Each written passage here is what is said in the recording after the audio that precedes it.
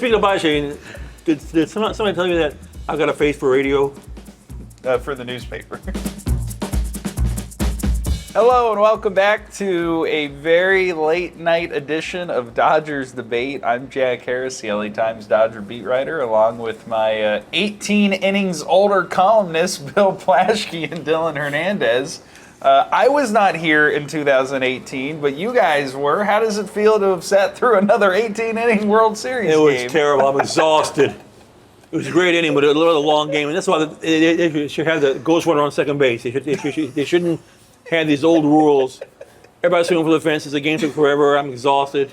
Come on, you got to watch two games in one. You know, like, I don't know. Did you think at all, like, was that like Freddie's like fifth chance to win the game? Oh yeah, he was every time he came up, I'm like, he's gonna do it. He's gonna do it. He's gonna do it. And when I finally just was like, this isn't happening, he hits it out. Well, here's what I was gonna write about Ohtani, and Jack said that sounds good, except if Freddie wins the game, you have to write about Freddie. So I wrote about Freddie, and Jack, after you saw my story, you said, why'd you write about Freddie? No, I was clarifying that you had indeed written about. You were second Freddie. guessing me. No. I would never do such a thing. But my lead, Freddie beat Freddie. well, he did because, for the second year in a row, he hits a walk-off home run in extra innings of the World Series. This one comes in the 18th. It gives the Dodgers a 6-5 win, a 2-1 lead in this series, and I don't even really know where to begin with this game because so much happened. It's the Will Klein game. He pitches 4 scoreless innings. It's For a while, it was the Tommy Edman game. It was the Tommy Edman game. It was the Clayton Kershaw game at one point with a It's amazing. Kershaw in the game with bases loaded, and like Jack said in the press box, everybody was holding their breath.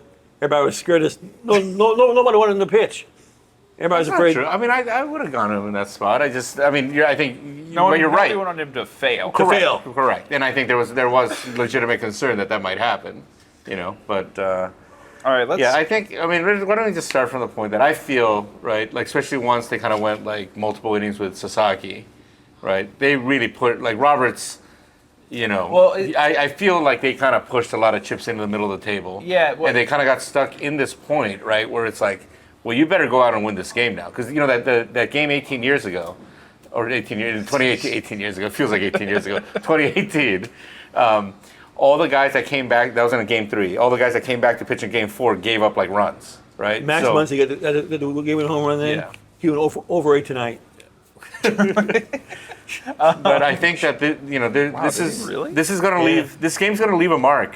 He had a walk. I think on both teams. Like I had to go to 2 score sheets tonight. I kind of extended the boundaries of my first one. Yeah. Well, I mean, the thing about this game is, like, it was going to be a bullpen game, right, even without the extra 9 innings. Because early on, Max Scherzer gives up a couple early homers. Tyler Glasnow comes back, gives up a 3-run homer to Alejandro Kirk. Your guy. My guy. Gives up another one. It was a hulking home run. I'll give him that. Let's don't body shame.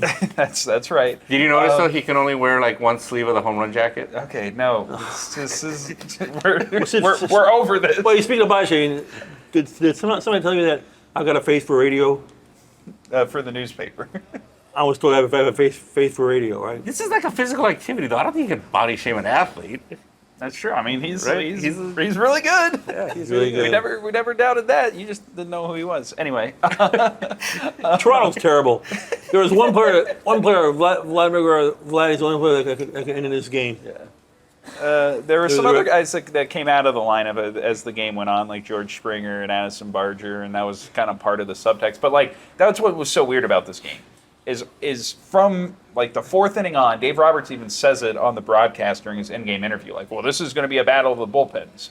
And I think if you had told anybody that there was going to be a battle of the bullpens game in this series, that there would be fireworks and big swings and back and forth, and instead, once these teams went to their bullpens, the runs stopped coming. Toronto gets the 1 run on the really weird play where the ball hits the sound guy going down the line, and then Teoscar Hernandez kind of scrambles to it late and makes a bad throw. Shohei Ohtani comes back and hits the home run in the very next inning, and then there's no more scoring. Like, for the next, 11 innings, and Green layer. Shohei reached base 9 times tonight. The starting pitcher reached base 9 times. That's unbelievable. Like the way this game started going, is one opportunity after the next that's getting squandered, and I think especially on the Dodgers side, it was starting to feel like, what point are they going to finally win this game? Because they're throwing out. Roki Sasaki comes in for the couple innings. Emmett Sheehan comes in and pitched really well over 2+ innings before Kershaw gets out of the bases loaded jam. Edgardo Enriquez comes in and pitches 2 innings. Will Klein comes in. And to me, like the Will Klein part is the most interesting from this night, because this is a guy who, first off, in the big picture, was you want to talk about anonymous, some random anonymous pitcher that they picked up like they do dozens of guys over the course of the year to help fill out depth. Now, he does throw hard, and they liked his potential. Is he Amish? No, I'm serious. I don't think so. Oh, okay. No, I'm just asking.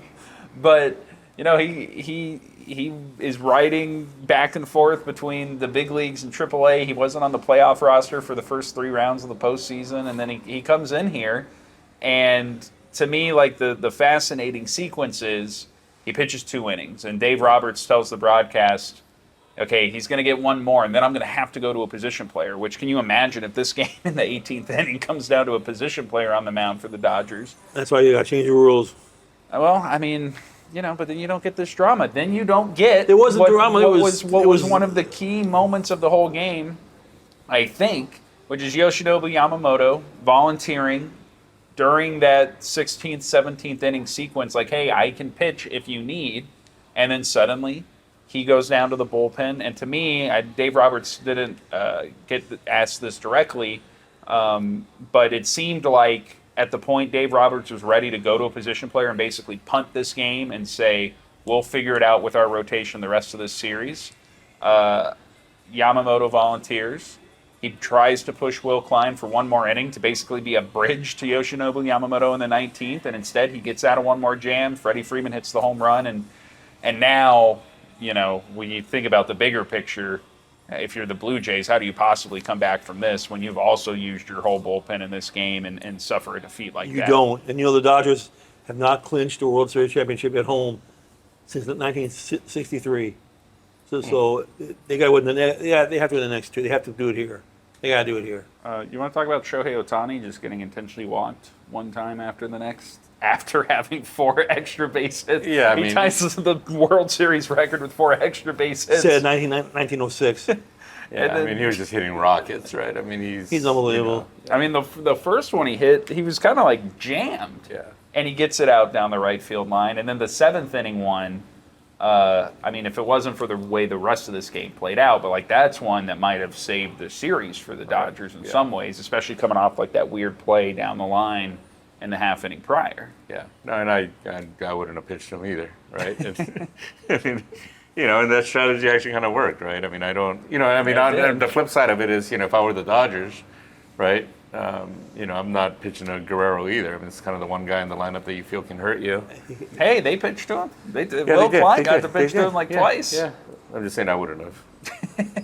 Yeah, I thought it was cool Yamamoto going out there. That was he talked a little bit after the game. He spoke to the Japanese media, and he was and me, and he was talking about how he thought back to when he was a rookie, right? And he would pitch, and then they wouldn't let him pitch again for 10 days, and how basically he spent the time between then and now building up his body to a position where he could pitch a complete game and come back a couple days later and throw it. So he wanted to kind of take advantage of that. And did you know Shohei ran down to hug him? Yes. Yeah. That was a big deal. That was very interesting. That's very cool. Yeah. Yeah. It seems like Sasaki was by his side. It seems Really? and Roki seems to be kind of seems like he's kind of becoming more a part of things.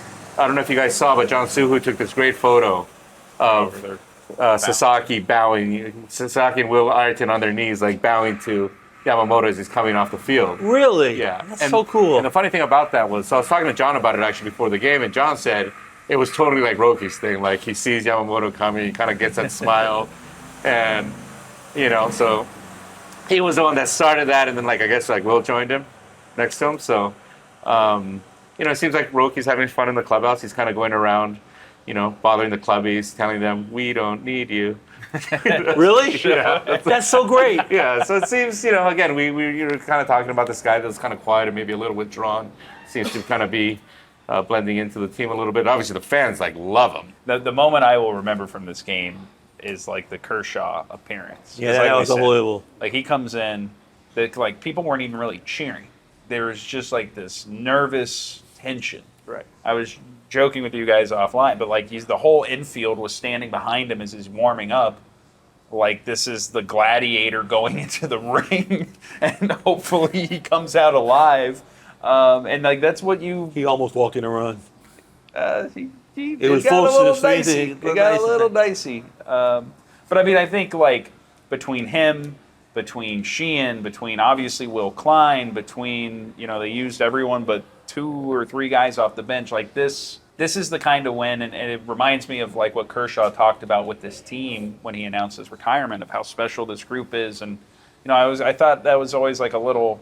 It was a little weird that he was so sentimental about this group, given that there's so many new guys that aren't his age or whatever. But I do think that there's been this thing of, this team understanding the bigger picture here and wanting to win and wanting to sacrifice different things to do that. And right down to somebody like Will Klein willing to throw 72 pitches tonight to help them win a game like this, I think kind of speaks to Reminds that. me a little of the Brent Honeywell thing last year, right? Yeah. He was the one who pitched to Mookie to kind of help him get out of the slump in that sim game, whatever, and right, and then he kind of 8 innings in one of those games that they punted, and it kind of is, this is kind of the game I think that's going to make everybody feel like they were like a part of this thing, right?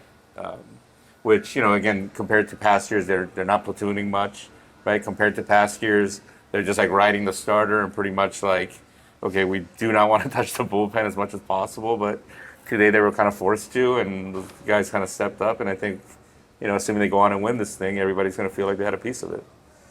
Well, we're so dead right now. I'm so tired. I I'm know, falling asleep. usually people, I don't know, some drunk guy approached me before the game and was like, man, you say a bunch of crazy blank, and like, I got nothing crazy today. I'm just wiped. I haven't written a word yet either. I'm whipped. Yeah. I had to write 2 columns and I had to have Jack tell me to write Freddie. Then I write Freddie and Jack questions me. it wasn't a question. This was the other interesting part, is last year when he hit the grand slam, it was such a seminal moment, right?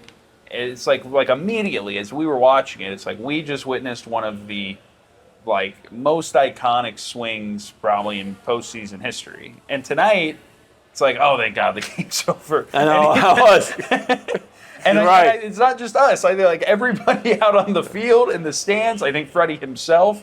And also, like you said, part of it is because he had been up 4 or 5 times. He hit one ball. He almost hit another grand slam That's 4 true, innings yeah. prior. Was this a great game?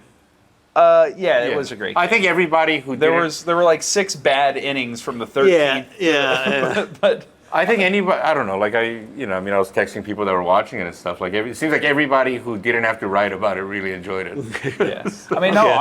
Up until through the Kershaw moment, the crowd was really engaged. I thought just the things that were happening were crazy. You think, there were so many amazing defensive plays that were turned tonight. Yeah. The Dodgers had to turn a relay in the 9th or the 10th to cut down a guy at home plate. Yeah, And the then- unit before that, Edmund got Edmund the with guy the at third. sliding play in shallow right. Yeah. Vlad Jr. made a great play to get Teo being aggressive, trying to get to third. And then, then there were just a lot of missed chances. I didn't really like the bunt play when they pinch hit Rojas for Kike. But Yeah. even in that inning, I don't know. If you got a guy that can actually bunt, the Blue I Jays question that, though. The Blue Jays tried to bunt with a guy who didn't know how to bunt. You had a guy on second, who was 13th inning, and a guy on second, no out, and keep yeah, and you had a left-right with Kike. But I think the defense of that was, because that was the same inning that then Freddie came up with the bases loaded and almost hit the grand slam. And then, it kind of dragged from that point. I think we could have cut out 5 innings and Yeah. it would have been better. But, I'm not going to lie. I asked Will Klein, I was like, hey, you didn't even start this year in this organization. You're going up and down. What's it like? He goes, I didn't even start this year. The previous organization I was with, I was with the A's. I was like, I don't even think I knew that you started. This is your 3rd team of the year. 4 two-hit innings. He was great. That part was unbelievable. Will Klein, Will Klein pitching 4 scoreless innings in a World Series. I mean, looking ahead to tomorrow, Jack here, Jack the Cynic, has kept asking. Tomorrow is today. Today, sorry. Cynic Jack here has kept asking all season, how is Ohtani's pitching going to diminish his hitting, or will it diminish his hitting? So tomorrow is going to be today, sorry. It's going to be the opposite. It's going to be the opposite, right? Will him having gotten on base 9 times affect him on the mound? He cramped at one point. Yeah, he cramped, so, I was cramping. I was. The best moment of the night was when Will Smith's for sure homer died at the warning track, and Plaschke's, damn it! I just want to go home. Yeah. I was cheering for me.